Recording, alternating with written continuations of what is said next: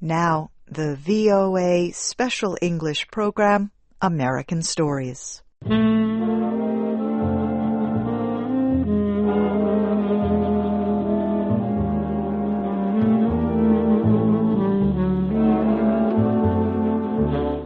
Our story today is called The Last Leaf. It was written by O. Henry. Here is Barbara Klein with the story.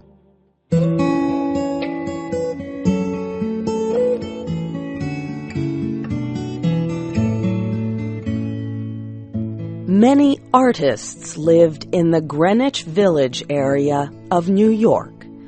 Two young women named Sue and Johnsy shared a studio apartment at the top of a 3-story building. Johnsy's real name was Joanna. In November, a cold, unseen stranger came to visit the city. This disease, pneumonia, killed many people. Johnsy lay on her bed, hardly moving. She looked through the small window. She could see the side of the brick house next to her building. One morning, a doctor examined Johnsy and took her temperature. Then he spoke with Sue in another room. "She has one chance in, let us say, 10, he said. "And that chance is for her to want to live. Your friend has made up her mind that she is not going to get well. Has she anything on her mind?" She wanted to paint the Bay of Naples in Italy some day, said Sue. "Paint?" said the doctor. "Bosh! Has she anything on her mind worth thinking twice? A man, for example?"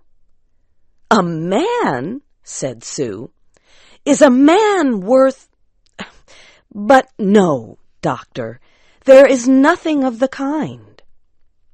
"I will do all that science can do," said the doctor. "But whenever my patient begins to count the carriages at her funeral, I take away 50% from the curative power of medicines." After the doctor had gone, Sue went into the workroom and cried. Then she went to Johnsy's room with her drawing board, whistling ragtime. Johnsy lay with her face toward the window. Sue stopped whistling, thinking she was asleep. She began making a pen and ink drawing for a story in a magazine. Young artists must work their way to art by making pictures for magazine stories. Sue heard a low sound, several times repeated. She went quickly to the bedside. Johnsy's eyes were open wide. She was looking out the window and counting backward. 12, she said, and a little later, 11, and then 10, and 9, and then 8 and 7, almost together. Sue looked out the window. What was there to count? There was only an empty yard and the blank side of the house 7 meters away. An old ivy vine, going bad at the roots, climbed halfway up the wall. The cold breath of autumn had stricken leaves from the plant until its branches, almost bare, hung on the bricks. "What is it, dear?" asked Sue. 6, said Johnsy quietly. "They're falling faster now. 3 days ago there were almost 100. It made my head hurt to count them. But now it's easy. There goes another one. There are only 5 left now." 5 what, dear? Asked Sue. Leaves on the plant. When the last one falls, I must go too. I've known that for 3 days. Didn't the doctor tell you? Oh, I never heard of such a thing, said Sue. What have old ivy leaves to do with your getting well? And you used to love that vine. Don't be silly. Why, the doctor told me this morning that your chances for getting well real soon were, let's see exactly what he said. He said the chances were 10 to 1. Try to eat some soup now, and let me go back to my drawing so I can sell it to the magazine and buy food and wine for us. You needn't get any more wine, said Johnsy, keeping her eyes fixed out the window. There goes another one. No, I don't want any soup. That leaves just 4. I want to see the last one fall before it gets dark. Then I'll go too. Johnsy, dear, said Sue, will you promise me to keep your eyes closed and not look out the window until I'm done working? I must hand those drawings in by tomorrow.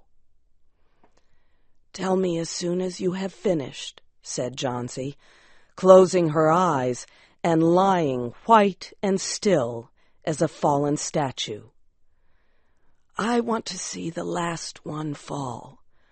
I'm tired of waiting. I'm tired of thinking.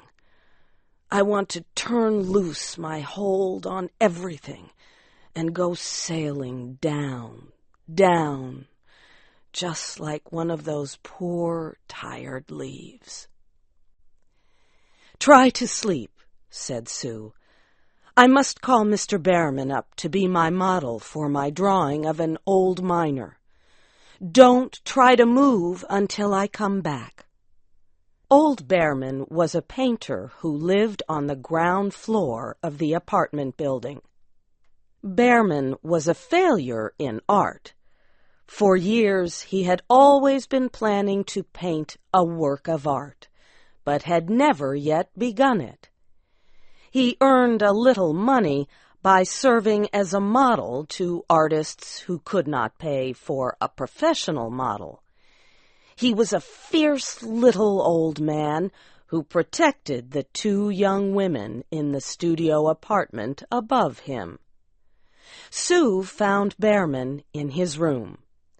In one area was a black canvas that had been waiting 25 years for the first line of paint. Sue told him about Johnsy and how she feared that her friend would float away like a leaf. Old Behrman was angered at such an idea. Are there people in the world with the foolishness to die because leaves drop off a vine? Why do you let that silly business come in her brain? She is very sick and weak, said Sue, and the disease has left her mind full of strange ideas. This is not any place in which one so good as Miss Johnsy shall lie sick, yelled Behrman. Some day I will paint a masterpiece, and we shall all go away. Johnsy was sleeping when they went upstairs. Sue pulled the shade down to cover the window. She and Behrman went into the other room. They looked out a window fearfully at the ivy vine. Then they looked at each other without speaking. A cold rain was falling, mixed with snow. Behrman sat and posed as the miner. The next morning, Sue awoke after an hour's sleep. She found Johnsy with wide-open eyes staring at the covered window. "Pull up the shade. I want to see," she ordered quietly. Sue obeyed. After the beating rain and fierce wind that blew through the night, there yet stood against the wall one ivy leaf. It was the last one on the vine. It was still dark green at the center, but its edges were colored with the yellow. It hung bravely from the branch about 7 meters above the ground. "It is the last one," said Johnsy. "I thought it would surely fall during the night. I heard the wind. It will fall today, and I shall die at the same time." "Dear, dear," said Sue, leaning her worn face toward the bed, "think of me if you won't think of yourself. What would I do?" But Johnsy did not answer.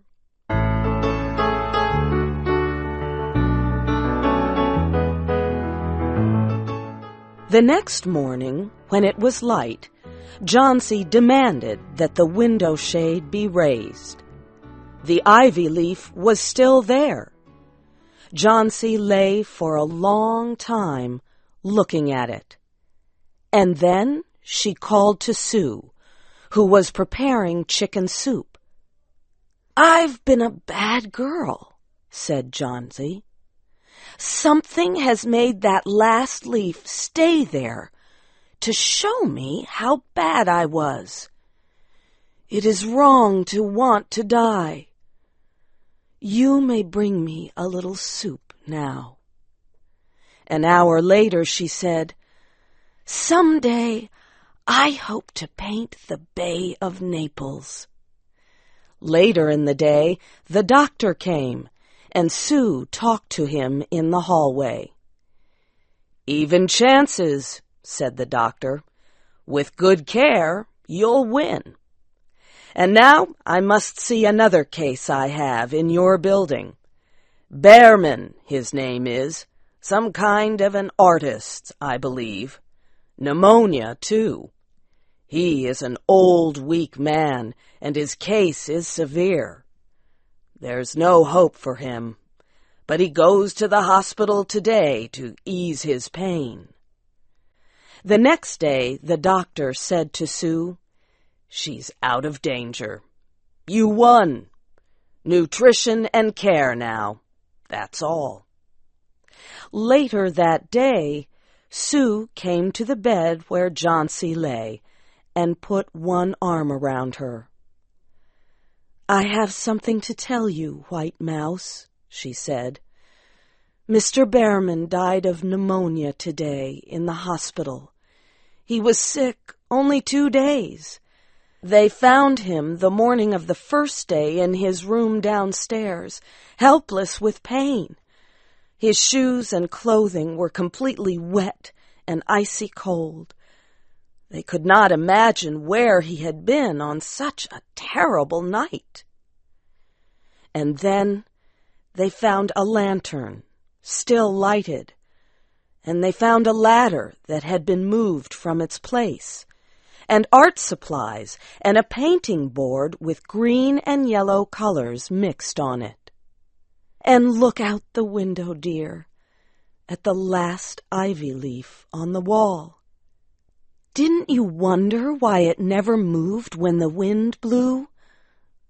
Oh, darling, it is Behrman's masterpiece. He painted it there the night that the last leaf fell."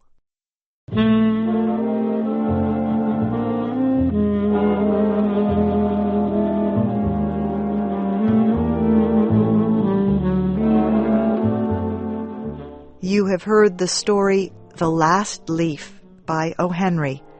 Your storyteller was Barbara Klein. This story was adapted by Shelley Gullist and produced by Luan Davis. I'm Faith Lapidus.